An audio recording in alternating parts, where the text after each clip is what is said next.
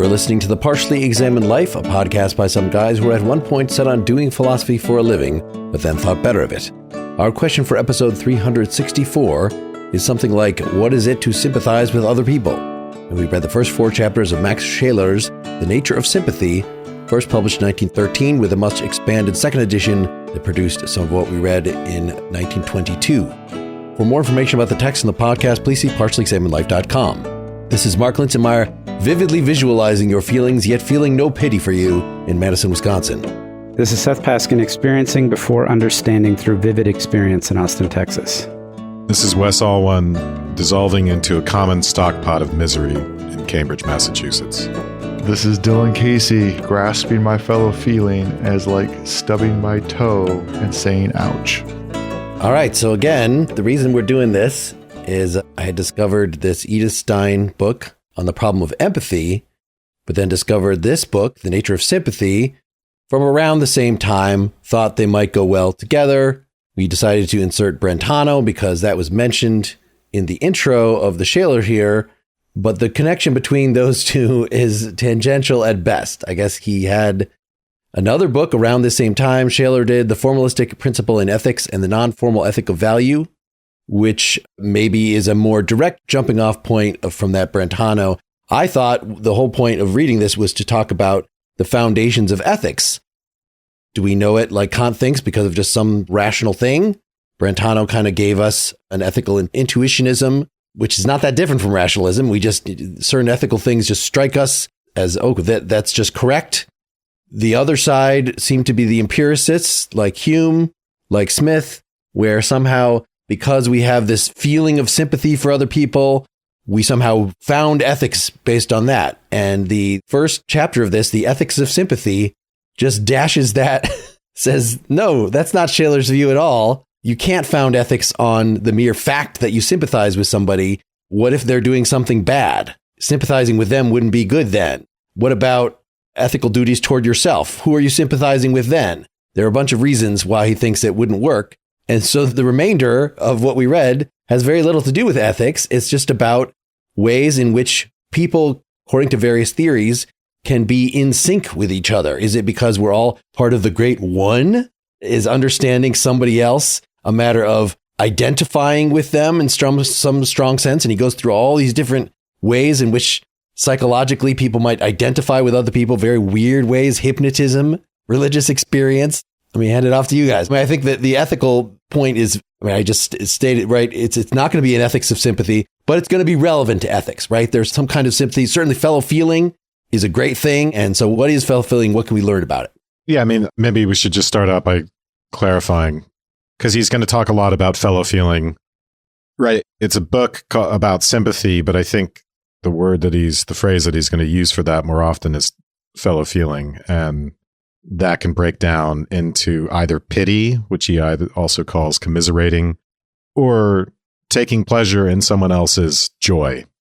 And one of the principal points of all of this is that fellow feeling in whatever form is an intentional act that takes another person's emotional state as an object directly. So it doesn't involve, right, to pity someone for the pain that they're suffering doesn't mean, as many theorists seem to have thought, that I somehow replicate that pain inside of me, that I simulate it, and then, right, I feel your pain, as Bill Clinton might put it. In a sense, I'm feeling your pain, but I'm not feeling it as your pain. I'm sensing your pain. I'm taking your pain as an object. It doesn't mean I'm experiencing your pain. And that, for Scheler, is very important. And it's important if you want to say anything about morality at all. I found it confusing because I felt like he was spending a big chunk of time trying to figure out, telling me what it wasn't. Yes. So I will admit straight off that I found it challenging to figure out what parts were fellow feeling and what parts were fellow feeling like.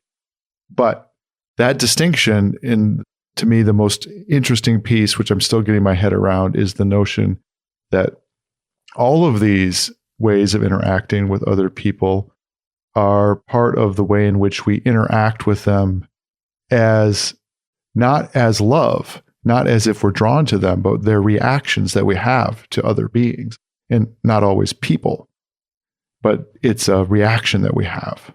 Let me just clarify. I think, Dylan, it's good you brought up that confusion, because he does talk as if fellow feeling, sometimes as if fellow feeling were a general umbrella under which he's going to categorize.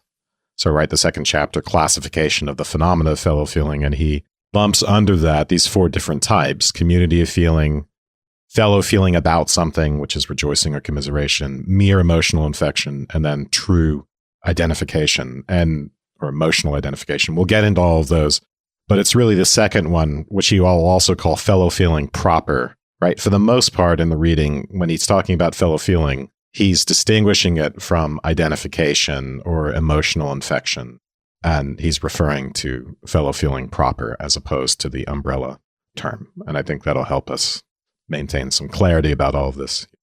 Yeah, I think that's right. But I guess we'll have to, what I would like to get more clarification on is, it doesn't seem to be that in any of the cases of fellow feeling, even in the cases of pity, that they're part of the act of us in our connections outward towards people. He reserves that for love in his side comments, right? That's the active part of us. So fellow feeling, even the experience of pity or sympathy, is a reaction that we have. Hence my opening. It's a condition of our being in that way, that we interact in the world that way, so we can classify it that way. But it's not part of the active connection that we have to other people, because it's not an act of ourselves at all. It's a reaction. Now, I might be completely off base on that, and so I would like to understand that more. But yeah, he does say, right, I have a note at the end of chapter 1, fellow feeling is essentially reactive. So he's saying that about all the types, but the ones that he doesn't like are involuntary. So mere contagion of feeling. That seems like it would be fellow feeling, but what if you're just, you work in a place with a lot of grumpy people, or you go out to a party and people are joyous, and then you just kind of catch that. You might just feel good. You might not realize even where it came from. Where he talks about tradition of acting in ways that your parents did, and it's not like you're doing this out of reverence for them and you're saying, yay, Dad, for memory of you, I'm going to act pissed off at the same things you were pissed off at. No, it's just you caught these dispositions. So he just gives, in fact, a general tradition is a way of just being infected. But that's different than communication, where somebody is not just giving you an idea, but like telling you, I believe this idea, you should too, or something like that. Reminded me of the whole discussion on meaning that we had last year or so. Yeah, so the fellow feeling proper ends up being the good kind. It's the kind that assures us, establishes a foundation that you're not the only one in the world. So it came down to kind of that Buber-Levinas thing for me, is that he was trying to establish that how do we relate to other people? Well, foundationally, it is not because we are all ultimately one, or we recognize the species being that is common to both of us and identify as the species being. And so you are part of the species being too. And so my circle of self expands to include my family and the stranger and anybody else, because that doesn't necessarily respect them as an other whose private inside you will never know. That it's true reaching outward to an other. That's what ethics is supposed to do. Well, but so that helps clarify, and I agree with that. Makes sense in the way he talks about it. It still doesn't feel like a reaching outward. It feels like a capacity to be affected from the outside by individuals. That's all. Yeah, I think that's right, Dylan. I mean, there's so much to unpack here, and the first 3/4 of this reading are expositional in character, and it's not until the end that you actually kind of understand what's going on. But the project here is something like, he's saying, okay, we recognize that there is a role for feeling in ethics. And he goes through, he talks about Hume, and he talks about Bentham and Mill and Schopenhauer and Hegel and Kant and all these people. Like the idea, he's trying to say there is a role for feeling. I agree. But the way in which feeling has been, I almost want to say reified, but that's not really it. The way in which feeling has been encoded in a metaphysics by these other thinkers or in a psychology by these other thinkers is kind of missing the point or getting it wrong. And so he goes through step by step talking about the conception and how feeling works in all these different systems. And his point about reactivity, I think, is he's trying to counter, he talks about it specifically in the context of this metaphysics of monism, or that feeling is somehow connected or related, or it's a function of the unifying activity that you talked about, Mark. So feeling plays this role of connecting us to others and showing us that we have something in common, and ultimately leading up to we're all one and all this unity in God and so forth. And he's trying to say it really can't do that work. And it can't do that work because it is reactive. He's like, you can't have a fellow feeling, you can't have sentiment, you can't be empathetic or sympathetic, you can't have this feel somebody else's pain unless you're already given the other with a set of preconditions about what that other is. So he wants to point out that feeling is reactive, but it's constitutive of the way that we experience the world and the way that we interact with others. And it is, I think, in some sense, codependent with understanding, with knowledge, but it's not dependent on it, and it's not ancillary to it. Yeah, that's important. We should clarify that reaction can mean two different things, and he's very against what he calls genetic theories of fellow feeling, which are basically all about reaction, the causal theories. He wants to say that this is actually about intentionality and subjectivity, right? So I can take the feelings of others as intentional objects. And that is, he does call that a reaction at various points, but it's the same way that I have a reaction to a rose by seeing the rose. There's some subjective insight. There's some awareness of an other thing. There's an intentional relationship to another object. What he thinks that genetic theories do, causal theories do, is in the sense they make us blind to any intentional object. And there's just this causal process that happens underneath everything. And then I get aroused with some contagious feeling, and then I'm aware of my own feelings in the same way that some philosophers might want to say, well, I don't really know things in themselves out there. I only know my own representations of those things. So I become aware of my own, according to genetic accounts, of my own feelings and response. And then I might projectively say, okay, well, that's what's going on in the other person. What's going on in me right now? And he's going to want to say, no, it's more like the case of the rose, where, under the proper understanding of perception, where I can take something else as an intentional object. And perceiving a rose doesn't mean, ooh, I feel like a rose right now. I don't have to feel like a rose or identify with a rose to understand what a rose is, to comprehend the rose, to perceive a rose. Likewise, I don't have to experience your pain or have ever experienced any, have had that particular experience of pain that you're having right now to be able to take your actual pain as an intentional object. I think it's a very important point, and I think it's very relevant because from what I've been looking into, this kind of view has become an important part of the contemporary debate on empathy, what it is empathy is. I don't see how you get past this very profound point that we somehow can take the experience of others, their emotional states, as objects, and that doesn't mean simply replicating those states inside of us. Right, and that there's something direct about our awareness of that. So it's not like even just, so part 3 of this, which we didn't read, is about establishing other minds. And I think the idea is that the traditional argument of, well, I know my own mind and you kind of act like I do. I have a body, you have a body, therefore I infer that you must also have a mind. He just thinks that is absolutely not how it works. We just directly perceive others in the same way that Thomas Reid was saying, I directly perceive physical objects. Yes, I'm actually perceiving this idea that I have in my head that is a symbol for something that is typically caused by that object. So I could be wrong. It could be an illusion. It could be, and it's going to be the same thing, is that I read your expression of grief as a symbol for not as I'm seeing an outward manifestation and I think that it is caused by an inward thing. No, it is the perceiving the external thing is the symbol, the correlate for the inner life. And so that's just part of our raw ability. Let me just give another example of this. So for instance, if I see you smile, someone might say, I think what he thinks Theodore Lipps is arguing is that somehow I imaginatively imitate the smiling in my mind. And then I have the feeling associated with it. And that's how I know what feeling is associated within in you. So that's a replication theory, or you might use some other sort of inference theory about that. It's a little bit ambiguous, right? Because obviously, on the best possible interpretation, which I think is Scheller's interpretation, the smile is still a signifier. He calls it a symbol.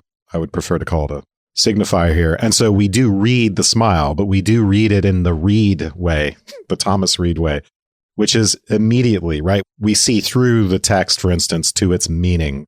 And it's very, very immediate. And this is just an inheritance. It's a biological inheritance that we do this. So we don't have to go through this process of, oh, yeah, I know what a smile means because I've felt this feeling when I smile. No. It's a priori. We're born with this ability to immediately perceive the meaning of the smile. So in our field of experience, we don't just see when there's a smile. It's not just a physical thing. It's also the intentional object is also an emotional intentional object. But just like perceiving objects in the world, even if we come with inherently the ability to do so, all of the challenges that we have with perceiving the objects in the world come with perceiving other beings in the world, in terms of we can be wrong about what their smile signifies.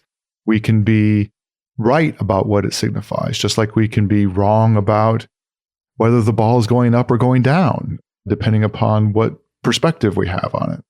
All of that's going to be true. Like, we're not, just because we can make those perceptions doesn't mean that, and that's our endowed gift, our evolutionary endowment, where we are as beings as part of our raw powers, doesn't mean we're any more, we've avoided the problem of interpretation and being correct about those things. Timetic egocentricity is the counterforce that we have to overcome. Yeah. So one of the things that have been confusing to me is just maybe I should have been on that Adam Smith episode, where understanding something more about the ways in which we would have accounted for in philosophical accounts for how we understand others, as or maybe I misunderstood Hegel, that the way in which we understand others as being as through the mediation of them being part of a whole or something like that. I guess I never really read that, because when we say something like, my perception of an other is in the same form as my perception of non-human beings, I'm like, yes, isn't that what we've always been talking about?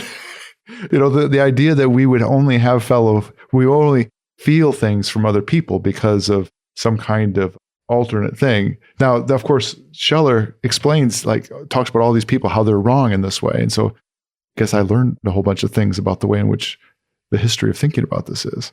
Right. I was looking up other figures, this is von Harman and Lipps and several other people to see, who is this? Is this somebody we should read? Is this?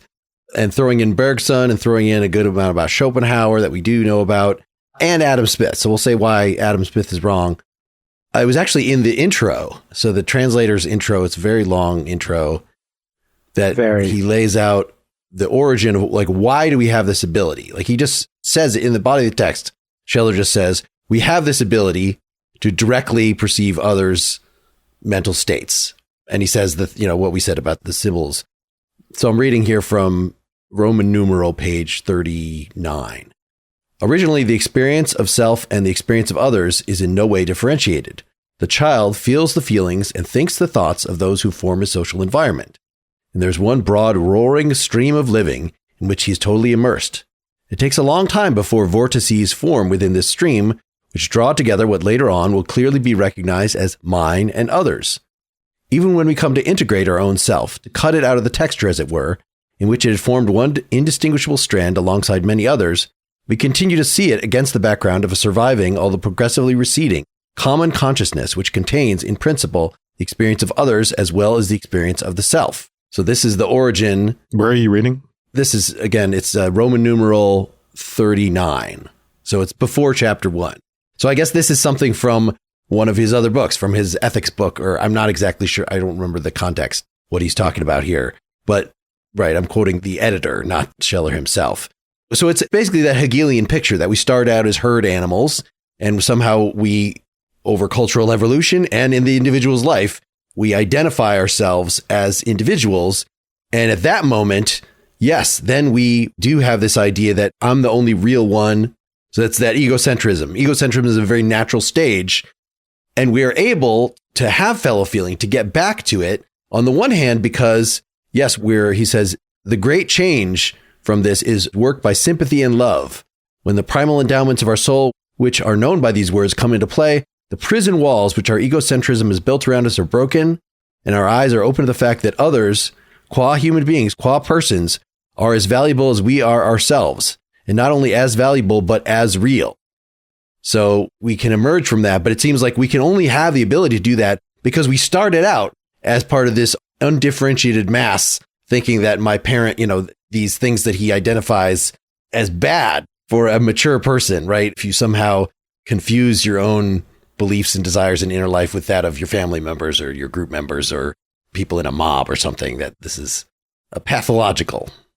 So the pathological allows us to do the healthy thing, even though he's going to be concerned exclusively in what we read with distinguishing the healthy thing, which is a very simple thing, from all these other things that are messed up ways of identifying with each other, which I guess he just saw in Hegel, for instance, as being such a strong metaphysical trend of, ultimately, the Buddhists and the Hindus, they were all right. We're all one. And he just thinks that phenomenologically, that is untenable, and that is the death of ethics. Yeah.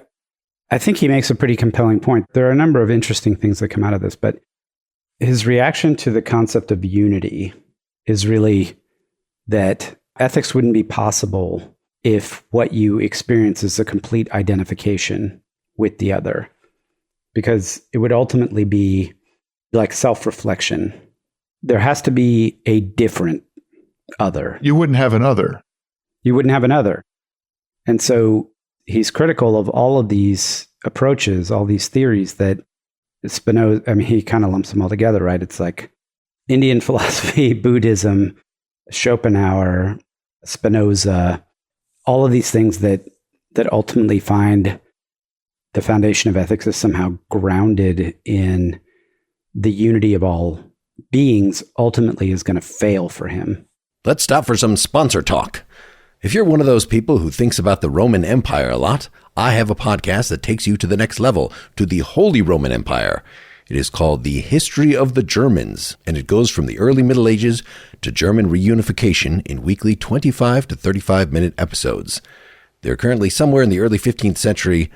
What's so compelling is that large swaths of the history are almost completely unknown to Anglo-Saxons. There are so few English-language books, TV shows, or podcasts that cover things like the investiture controversy, the Hanseatic League, Teutonic Knights, or the pre-Reformation, and certainly even fewer that do it in as much detail and with such subtle humor. You can find The History of the Germans wherever you are listening to us now and on the website, historyofthegermans.com.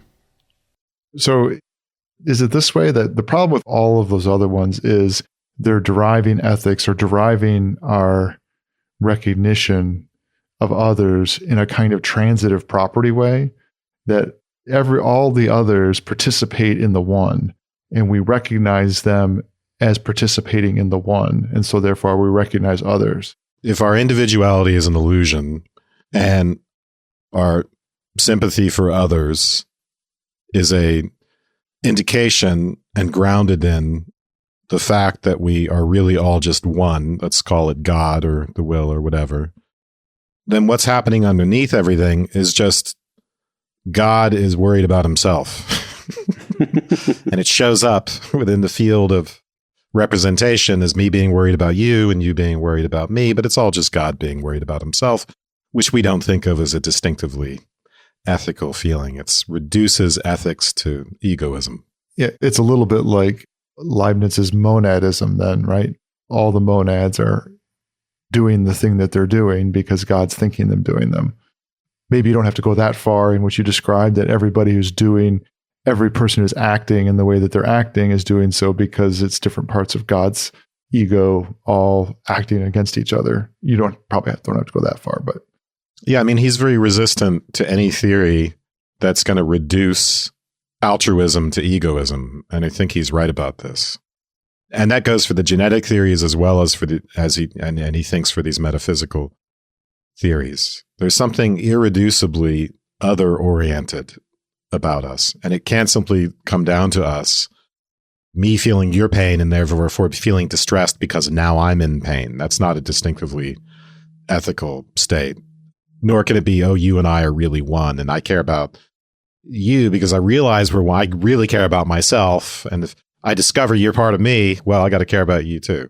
No, not ethical. And you also were pointing out earlier another very strong conclusion that you'd get out of this is it grounds the ability for us to communicate with one another and have genuine communication without having had the experience of each other or of the things that the other is experiencing, right? So it allows for something like genuine empathy and or sympathy, not distinguishing those for a few minutes, where I don't have to have experienced the thing that you have experienced in order to be able to recognize it, understand what it is, to be able to interact with you about how that is affecting you, communicate in general about it. And I don't have to share your form of life, your way of life. Yes. In order to empathize with you. I don't have to belong to your race or ethnicity or nation or other class. I can cross those boundaries. Yeah. Or age or all of those. But the same thing would go true for all sorts of other experiences, right? You could talk to me what it's like to lose a job, even if I've never lost a job before. Right. Or I always think of, this is a stupid example, but, oh, you got your leg sawn off? Yeah. I've never had that happen to me, therefore I don't. Or I have to patch it together from other experiences in order to imaginatively reconstruct it. No, according to Scheler, that's not right. Right. Scheler doesn't like that. I tend to like that. Like if somebody has experienced something that is if somebody says, I just had oneness with God. I just had a mystical experience. I was meditating and I was one with the universe. I could see all and hear. Like, that will mean nothing to me. I mean, I can be like, okay. But can I really say I have fellow feeling with you? Even like if you're happy about it, like, oh, okay. And maybe this is part of what Scheler says is we can't understand, we can't share. Like the Japanese really like eating raw fish, I believe is the example he gives. Yeah. And we can't share if we're not familiar with that culture, if we haven't participated in it, we haven't tried raw fish, we can't actually get on board and have that fellow feeling with them.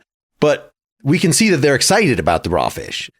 And then we can feel excited with them, or we can feel excited for them for their joy. Like we can still have fellow feeling. It's just not about the content. Until we adopt their ways. He understands that we can acclimate ourselves culturally to it. And then it becomes exciting to us as well. But that doesn't mean we have to wait until that happens in order to understand that they love raw fish. Well, and clearly the kind of thing you had in mind, Wes, was like this, how do we deal with racism? And well, if you've never experienced the pain of racism, you don't know what it's like. And then we respond, well, I've experienced other kinds of pain. I've been left out in some situations, so I could extrapolate maybe what it's like. Like I was a geek. Well, okay, you were a geek squared because you were, as a teenager, had all the stuff that I had going on, but you had it worse in some ways. And I can kind of piece that together. And Scheller's saying, you don't have to do any of that. You can just understand what suffering is. And like, yes, I don't know the specific content of you experiencing that thing, but if you just tell me about it, if I just observe it. I think thinks it's part of our basic equipment. Mm-hmm. And yes, I would want to say it's a biological inheritance. So if I'm born, I don't know, where was Superman born? Was that a shiny, happy place where no one had any problems? Krypton. They had no problems except for kryptonite. That apparently was their only problem. But suppose you had someone who they had such a great upbringing, childhood, or, country of origin that they had never experienced suffering. I know it's impossible, technically. But the idea is, even if that were the case, it's just part of our basic equipment to be able to understand suffering in others before we've experienced it in ourselves, which isn't all that far-fetched, right? Because it has to be part of our basic equipment to experience it in ourselves as well. There's no reason why it shouldn't be basic equipment in both those senses, and that one not necessarily depend on the other. Tomasello would say exactly this, right? This is part of his whole ways in which we have different, the hierarchy of agency, and the ways in which human beings are one part of the evolution of organic beings. That our capacity for community ends up being this would be one of the signs of that. One of the ways in which those communities get built is because of this. Yeah, he does talk about moral feeling, right? And the fact that children automatically start to get and apply morality in ways that chimpanzees won't. And it's connected to this concept of joint attention, being able to take other objects as objects of joint attention and have a theory of mind and all that stuff. And so, so we do see this, towards the end of the reading that we had today, where this capacity for fellow feeling is intimately linked to the concept of the very existence of others and their moral equality, our capacity to understand them as morally equal. As we go through this, we should also, we should talk a little bit about the way in which just because we have the capacity doesn't mean we're always exercising it, nor does it mean that we have the same amount of sensitivities or even agree on all of them, right? So I think it's going to have to be admitted that even if we have the capacity, it doesn't mean that, we don't all treat each other, in the same way. Well, he thinks we start out, right, with normative egocentristic. I'm going to translate Timetic to normative. Okay. So and to some extent, solipsism in general, so I think he thinks egoism, and we'll talk about this more later, but practical egoism, and then kind of solipsistic attitudes, the attitude as if the minds of others don't really exist on some level. I think he thinks this is they're hazy. Implied. This is our natural position, right, as normative egocentrists, where we don't immediately understand that others have their own values and their own point of view that's different from ours. So we can call it the basic equipment. I think this is a good point you're making, Dylan, but it's really dispositional equipment, and it can be very, non-expressed, and it seems to be running against another fundamental human tendency in egocentricity. Yeah, it was a little confusing. I mean, you're pointing at a little what happens at the end of the reading, at the end of chapter 4, where he's been saying again and again, look, it's not, there's no justification to say metaphysically that we're all one, and it's certainly not something that we have to believe in order to understand, to explain fellow feeling. In fact, fellow feeling seems to imply the opposite, that we are separate. But then at some point near the end, he says, but we do have to sort of be on the same wavelength. This is around page 66. Right? Independently existing persons in mutual recognition to one another are by nature predisposed for a communal mode of life and are teleologically adapted to one another, regardless of whether and how far they actually live together. So in other words, we're social animals. It's a natural predisposition which is intuitively grasped in fellow feeling as harmonious fulfillment of human worth. Going down a little bit, an intrinsically teleological relationship of mutual adaptedness necessarily requires an intelligence transcending all finite persons to ordain this object and destiny, an intelligence which, in bringing persons into existence, at the same time conceives their individual diversities of character according to a pattern. If so, pure fellow feeling, by the very fact of being inexplicable in genetic or associative terms, lends support to the conclusion that all persons intrinsically capable of sharing in this feeling have one and the same creator. So this whole thing is going to launch into, and again, I don't know if you guys looked at the translator's intro or if it went into this in the Stanford, but he's got a really weird theology that underlies this that sort of remind me of Plato or Fichte or something like that. yes, we can talk about how we're related biologically. Maybe we do have a species being we could talk about, but as separate spiritual beings, it's like that Kantian thing of like, there's the empirical realm in which we're all just connected by causality. And then there's the realm of the in itself, or, this Fichte playing off Kant, talks about us being sort of citizens of the universe, or so. I forget how he puts it, but, our transcendental selves. And so there's something like that Scheler's going to end up pointing at. So somehow there's going to be something divine in our ability to reach beyond ourselves and actually connect with somebody that's totally other. There both has to be this biological basis that allows us to do that reaching. And there's going to be something profound and spiritual and weird that divides us from each other. And I don't know if I understand any better than that. Do you guys find that the stuff at the end muddied the waters for you? This whole, some kinds of monism are better than others. Bergson's monism is not as bad. Yeah, and then the vitalism that he's talking about is a bit unclear as well. But yeah, he's sympathetic to monism in some ways, but just not in the way it's used by Schopenhauer to explain things. Yeah, but this idea of one and the same creator is really important. Yeah, he's also definitely against vitalism, right? Well, I thought he was more sympathetic. It was one of there were parts of it that he was against. If vitalism, you mean that everything reduces to one single demiurge. No. That is like Elan vital, right? I thought that he was against that. That's basically like Schopenhauer's will, but I think Bergson had a sort of more biological way of looking at it, that it's not a metaphysical underlying will, it's nature itself is one vital force. And whenever, we will anything, we are sort of tapping into that. Yeah, I think he was against, I think it's another kind of monism. But Wes, maybe you got some of the subtleties. I think what he says and is something to the effect, he doesn't like the idea of an underlying metaphysical unity, but he's more sympathetic to a vitalistic unity. That is this kind of a unity of all things that underlies life. Now, that was my impression, but okay. Yeah, we can get to that. We can figure that out if we get into that in a detailed way later. But so it is a bit fuzzy to me. There's a point, I don't know if you remember, he says something to the effect of feeling and understanding and their relationship. And I thought he used the term causality or dynamism, that he's trying to recast the relationship. So I think part of what he's trying to say is when you go the monist route and you start talking about metaphysics, you have problem one is you're extracting yourself from the lived experience and it's becoming theoretical and conceptual and so forth. And we have to pay attention.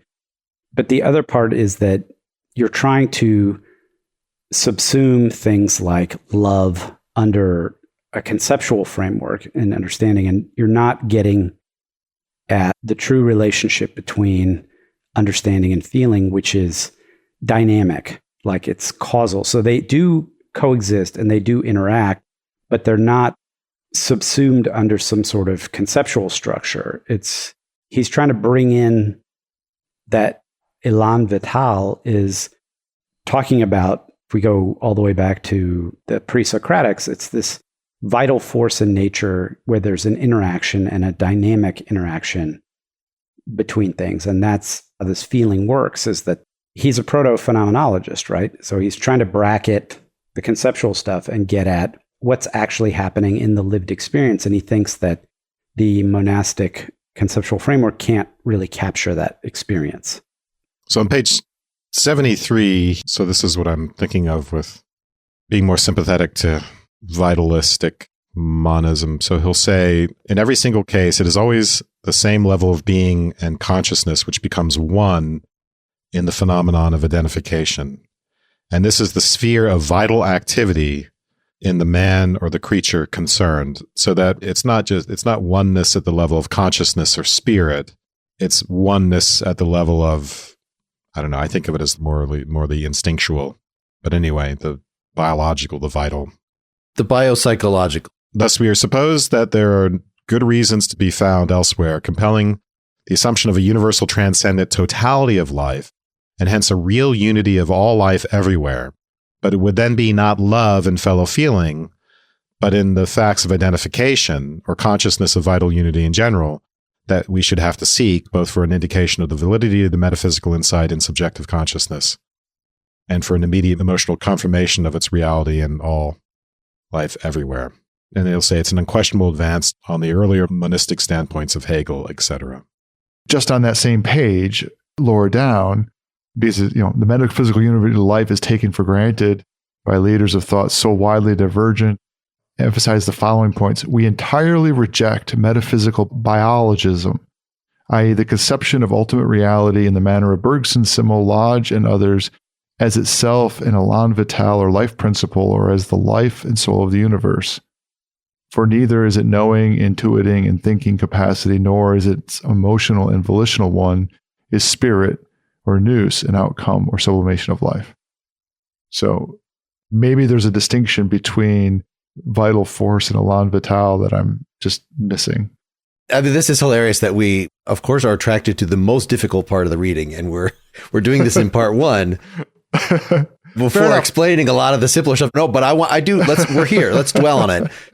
Right. The paragraph you started is a good one. The next paragraph says, on the other hand. So we are going to get the two sides of it right here. So I think this was, and it's right at the end, right? The phrase you referred to, Seth, dynamic causality. I see that is in italics on page 76, our very last page, okay, which is right after what we're talking about here. So this is what I was saying, that on the level of the biological, there is a unity. And this is what enables these forms of identification that we have yet to actually talk about. They're not real fellow feeling, but they are real, that you can have a parent and child, for instance, identify. This is what I was reading, that part from the intro, is that, in fact, all children just sort of start with, according to this, not as little egoists, but as just kind of a mushy cell in a larger biological unity. And so they take whatever the parents express, it's infection, that they are infected by their parents' emotions and things, and just will think that they're, insofar as they think about the self at all, they just identify with the larger group, with the parents. But that's not what actual personalities are. The personality that develops as an individual is going to be not biological, but it's going to be spiritual. So the very last part of that paragraph on page 75, personality is thus elevated and in its pure form exalted above the body and above life in itself or any other, this being at once its mere earthly condition of existence and the material upon which it works. So he's almost like a freaking Cartesian dualist here. This is why I said, he's more of a Kantian dualist in terms of, yes, there's the realm of the biological, the causal, and then there's the realm of the spiritual, which is somehow runs in parallel to that. I don't know. This is all supposed to be phenomenologically defensible. So this whole section at the end is where I did find myself saying, my experience was I'm reading along and he's deriving something, so okay, I get it. And then he makes a qualification that seems to be, but the following is that he's staking out something like the whole personality thing. I'm like, what are you doing with that? I didn't understand, but that's okay. Maybe the way to say it is I struggled with how the different things he was compartmentalizing always were compartmentalized in a way that was consistent with the previous compartmentalizations. Because he's clearly dedicated to an a priori metaphysical unity that is reflected in some way. But biological unity, not a metaphysical unity. Sorry, that's the stupid. He wants to, that's the distinction. Apart. Yeah. Because the spirit would be included in metaphysics. So he wants to say that we are absolutely, I as spirit am absolutely separate from you as spirit. But as animals. Okay, now I'm glossing different metaphysical unities. You're right, not the metaphysical unity of us as beings, but he also seemed to be on board and very concerned with there being a metaphysical unity of the universe. All right, to summarize, for people that have now been lost from what we said, I think it's actually pretty simple, right? That is the ethical... Famous last words. As we've saying, proper fellow feeling is understanding of, and then on top of that, sympathy with somebody that is fundamentally other. And those are very different, actually, because you could understand somebody I understand your pain. In fact, I'm cruel. If I didn't understand your pain, I wouldn't get any jollies out of inflicting it on you.